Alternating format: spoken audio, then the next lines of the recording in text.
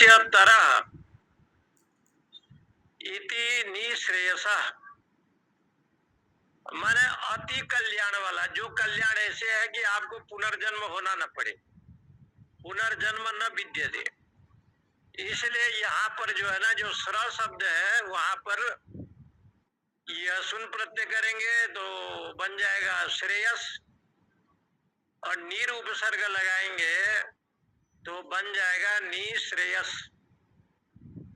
ये जो नीर में जो र है ना उसको विसर्ग हो जाएगा, और विसर्ग को स हो जाएगा।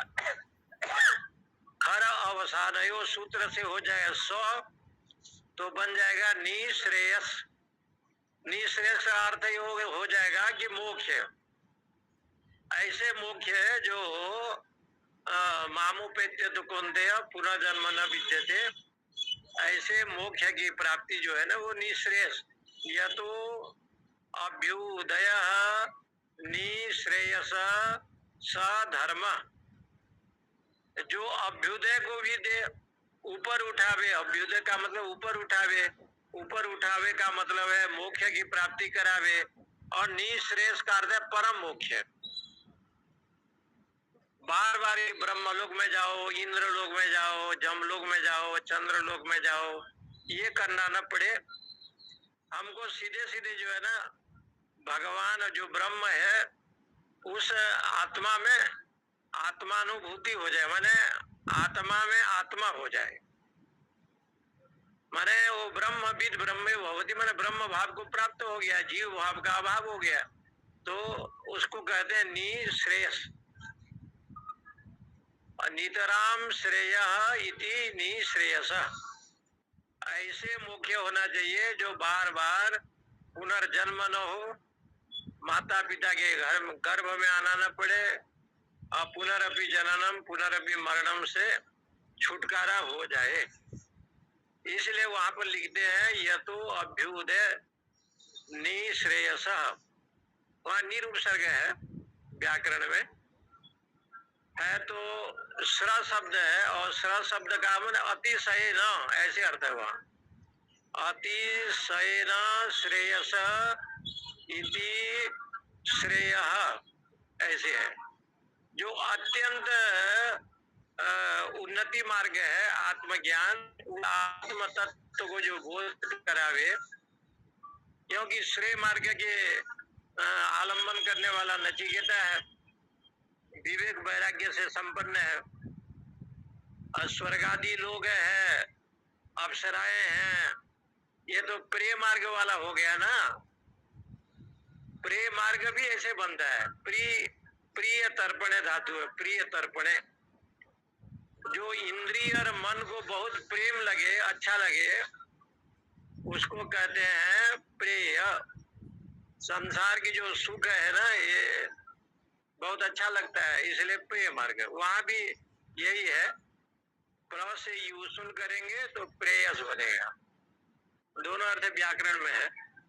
स्वामी जी भाष में जो लिखा अभ्युदय की इच्छा वाला पुरुष प्रेयस है, और अमृतत्व की इच्छा वाला श्रेय में प्रवृत्त होता है।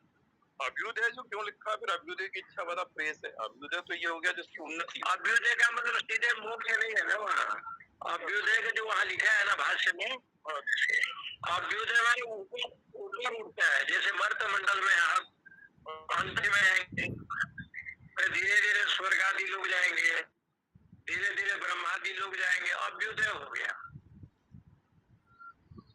माने नौकरी में जो है उन्नति हो गया, समझ गया, प्रमोशन होता, उन्नति होती चली गई, अभ्युदय होता वही हो गया।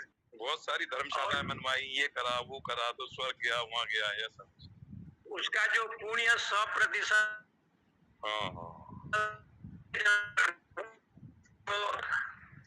हो गया पुण्य करने से, लेकिन सकाम भाव से पुण्य कर।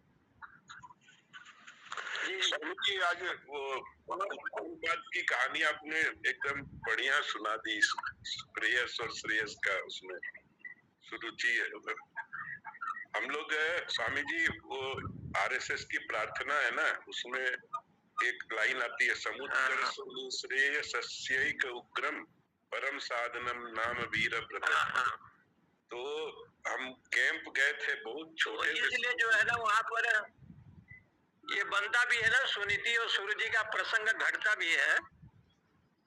मान लीजिए उत्तानपाद राजा है, वो राजा को न लेकर के हम लोग ले लें, अपना जीवात्मा को ले लें, तो जीवात्मा सुरुचि को ज्यादा पसंद करता है, सुनीति को नहीं करता। इसलिए अभ्युदय का मतलब वो है उन्नति। अभ्युदय मैंने यहाँ लिखा है ना, हाँ हाँ, बढ़ना। और निश्रेयस का अर्थ होता है नितराम श्रेय, मुख्य मार्ग। अब धर्म कार्य करेगा, सकामी भाव से भी धर्म कार्य करेगा तो ऊपर बढ़ेगा। हाँ? जैसे लोग सत्संग सुनते हैं, भले वो ज्ञान के पिपासु नहीं है, लेकिन बड़े बड़े कथा में अधिकांश लोग सोने के लिए ही सत्संग में आते हैं। हाँ, नींद आ जावे, खाना पीना मिले तो सत्संग लोग सुनते हैं और आराम से, उसमें भी कभी एक अक्षर का ज्ञान हो जाए या लग जाए तो धीरे धीरे तो वो कुछ भी नहीं होता है तो मांस मछली छोड़ देता है, अंडा प्याज छोड़ देता है। तो थोड़ी सी तो अभ्युदय हुआ ना, सत्संग में आया तो। इसलिए उसको अभ्युदय कहा गया है। अभ्युदय का एक अर्थ यहाँ लिखा है, जैसे बीज जो है ना अंकुरित हो गया, आपने बीज लगाया और धीरे धीरे अंकुरित हो गया, पानी खाद के द्वारा उसको आपने बढ़ाया, तो इसका नाम हो गया अभ्युदय। ऐसे धीरे धीरे भक्ति आ गया, श्रद्धा आ गया, धीरे धीरे चरित्र आ गया, विचार आ गया, और उस सत्संग में जा करके धीरे धीरे बढ़ा, तो उसका नाम अभ्युदय बताया। अभ्युदय जो आप लिखित कर रहे हैं, मतलब धीरे धीरे करके प्रेय से श्रेय में पहुंच गया, कुछ जन्मों तक करता करता। बस श्रेय माने कल्याण है ना, कल्याण मार्ग। हाँ, कल्याण। लेकिन निश्रेय का अर्थ होता है जो परम कल्याण माने मुख्य मार्ग है। हाँ, ऐसे मार्ग है जो निश्रेय है, जहाँ पर वो बीज तो है लेकिन भुना हुआ बीज है पंचदशी के अनुसार। हाँ? और एक बीज ऐसे है जो भुना हुआ नहीं है, उगता भी है, बढ़ता भी है, घटता भी है। लेकिन वो जो मक्काई का जो बीज है वो भून गया है, तो उगने का तो नाम नहीं है, खाने का काम है। हाँ, ऐसे है। अच्छा, निश्रेष में जो रहेगा ना वो बंधन में नहीं आएगा, संसार में रहेगा। जैसे नारद, राजा जनक, सुखदेव जी, ये सनत कुमार इत्यादि, एक घर गृहस्थ में होने पर भी, परिवार में होने पर भी बंधन उनके पास नहीं आता ना। अच्छा, बंधन नहीं होगा, बंधन इसलिए नहीं आता कि वहाँ प्रेय मार्ग है ही नहीं, श्रेय मार्ग का विषय ऐसे बताया। इसको फिर कल देख लेंगे जैसे हो। जय श्री कृष्ण।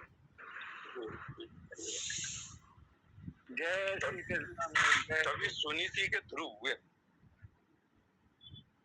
जो सुंदर नीति माने धर्म नीति होगा उसके, वो अटल है ना। ध्रुव का मतलब अटल, अटल।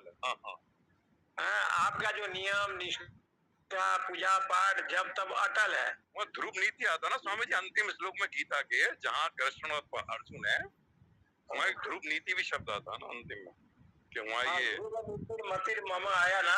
ध्रुव नीति, ध्रुव नीति है, मतलब सुनीति जो है ध्रुव नीति। ध्रुव नीति माने अटल नीति है, माने मेरी पूजा पाठ ये करना है, जब तब ये करना है। अटल अटल, मुझे ये सत्संग में जाना है, स्वाध्याय में जाना है, माने हमारा नियम जो है ना, मैं विघ्न बाधा न हो। संसारिक विषयों के लिए अपने नियम को नहीं तोड़े।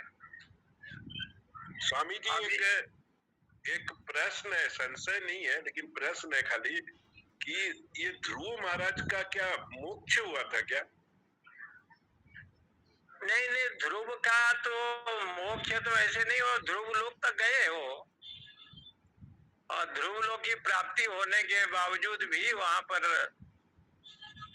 फिर भगवान की हेतु की कृपा आया उनके ऊपर, तो मोक्ष का मतलब तो फिर मोक्ष तो हुआ होगा जब भगवत दर्शन हो गया। लेकिन वहां पर तो लिखा है ना, युवंत प्रविश्य वाचम इमाम प्रसुप्ताम, ध्रुव जी ने पहले ही स्तुति किया ना कि आप इंद्रियों में आवे, मन में आवे, बुद्धि में आवे, और जब मार्ग मिल जाता है ना तो अपने आप मोक्ष हो ही जाता है। मार्ग होना चाहिए, मार्ग इनको मिल गया ना ध्रुव जी को, क्योंकि माँ के कहने पर गुरु भी मिल गए नारद, सुनीति के कहने पर पथ भी मिल गया। जब गुरु मिल गया, पथ मिल गया, मार्गदर्शन हो गया, फिर भगवत दर्शन हो गया, तो मोक्ष जो अविद्या का नाश है ये तो हो जाना चाहिए। मोक्ष तो उनको वैसे भी माने ऐसे ध्रुव लोक में चले गए तो जन्म मरण से तो अपना छुटकारा ही है ना उनका। तो लोग भगवान ने ऐसा कर दिया कि बिल्कुल हाँ। मतलब वो बिल्कुल मतलब चलायमान ही नहीं होता। अचल एक लोग ध्रुव लोक बन गया तो मोक्ष की प्राप्ति तो हो ही मोक्ष की जाएगी। प्राप्ति हो गई। जैसे मतलब स्वर्ग वो है, अपने लोक हैं, विष्णु हाँ। जी का लोक है, गोलोक है, वैसे ध्रुव जी को अलग ही लोक दे दिया ना कि इस लोक में आप अलग लोग दे दिया, तो वहाँ भी तो भगवत चिंतन, प्रभु का स्मरण, ये सब करते हुए तो एक तरह से मतलब ब्रह्म में ही हो गए। हाँ मतलब स्वामी है, नारद जी है, शिव जी है, चाहे ये ध्रुव महाराज है, चाहे जो इतने बड़े बड़े जो ऋषि महात्मा हुए हैं, इन लोगों को संशय नहीं रहता है। लेकिन वो क्या होता है, उदाहरण के लिए कोई इस टाइप का आता है ना कि क्योंकि इनका पुनरागमन तो होता ही नहीं है, इसलिए उस अर्थ में भी मोक्ष हो गया। नहीं, ये जीवन मुक्ति और विधेय मुक्ति जो होते हैं ना, ये जीवन मुक्ति है ना ये लोग। हाँ, नारद को बताया है, घट जोनी को बताया, मैंने अगस्त को, घट जोनी मैंने अगस्त को, कुंभज को बताया, इधर ये जो जनक को बताया, राजा जनक को, ये जीवन मुक्ति कहा गया, दशरथ राजा को। तो ये जीवन मुक्ति और विधेय मुक्ति की भी तो एक बात आई। शरीर तो रहेगा, शरीर रहता है, लेकिन शरीर रहने पर भी भगवान की लीला है बस, और कोई उनको ये नहीं होता, इंद्रियों के विषय नहीं होता ना, बंधन का कारण ही बनता नहीं है, इंद्रियों का विषय नहीं होता। जैसे विरक्त महात्मा है ना, ये वृंदावन में वामदेव जी रहते थे, बहुत विरक्त थे, विरक्त शिरोमणि लोग कहते थे वामदेव जी को। वो पैसा नहीं छूते थे, बहुत विरक्त थे। कोई इनको 1000 रुपया भी दे दे तो लेते नहीं थे, छूते भी नहीं थे। तो उनके लिए जो वो लक्ष्मी है ना, वो कौड़ी के बराबर है। लेकिन जो लक्ष्मी का संग्रह करता है उसके लिए तो लक्ष्मी सब कुछ है। जो लक्ष्मी का संग्रह नहीं करता उसके लिए लक्ष्मी को अमान्य नहीं करता, लेकिन वो लक्ष्मी को ग्रहण नहीं करता। लक्ष्मी से जो भोग विलास जाना, सुख सुविधा रहता था, वो भी उन लोगों को मिलता था। हवाई जहाज में जावे, विश्व हिंदू परिषद के कार्यक्रम में जावे, कहीं जावे, सब सुविधा तो मिल जाता था। लेकिन जहां जाते थे स्वाध्याय कराना, वेदांत का चिंतन करना, अंतिम अवस्था तक उन्होंने अपने जीवन में, वृंदावन के स्वामी वामदेव जी हो गए और बड़े बड़े ऐसे महात्मा हो गए जो जीवन भर करते हैं, आज भी सब करते हैं। और ये जो मोक्ष और जो बंधन का विषय है ना, ये तो विद्या अविद्या दोनों को लेकर के कहा गया है ना। तो मान लीजिए अविद्या नहीं आपके पास है, तो बंधन कहाँ से होगा और मोक्ष कहाँ से होगा? बंधन भी नहीं होगा और मोक्ष भी नहीं होगा, क्योंकि ये तो मन का एक विषय भी है। और बंधन कहा गया ना, बंधनम विषयासक्ति, मोक्ष निर्विषयम मन, मन एव मनुष्याणाम कारणम बंध मोक्षयो हो। मन को जो है ना बंधन भी बताया और मोक्ष की बताया। जब विषय में आसक्ति नहीं है तो कोई बंधन ही नहीं है, शरीर तो रहता ही है। शरीरम पातयामी साधयामी, शरीर तो कभी ना कभी जाएगा ना, बड़े बड़े लोगों का भी चला गया। तो वहाँ बंधन और मोक्ष का विषय ऐसे लिखा है। व्यक्ति आसक्ति नहीं है तो बंधन नहीं होता ना, देखा। और अनासक्त भाव से रहे तो वहां तो फिर जीवन मुक्ति हो गया, हो आनंद से रहता है। हरिओम स्वामी जी, बहुत बढ़िया। जय श्री कृष्ण स्वामी, जय श्री कृष्ण।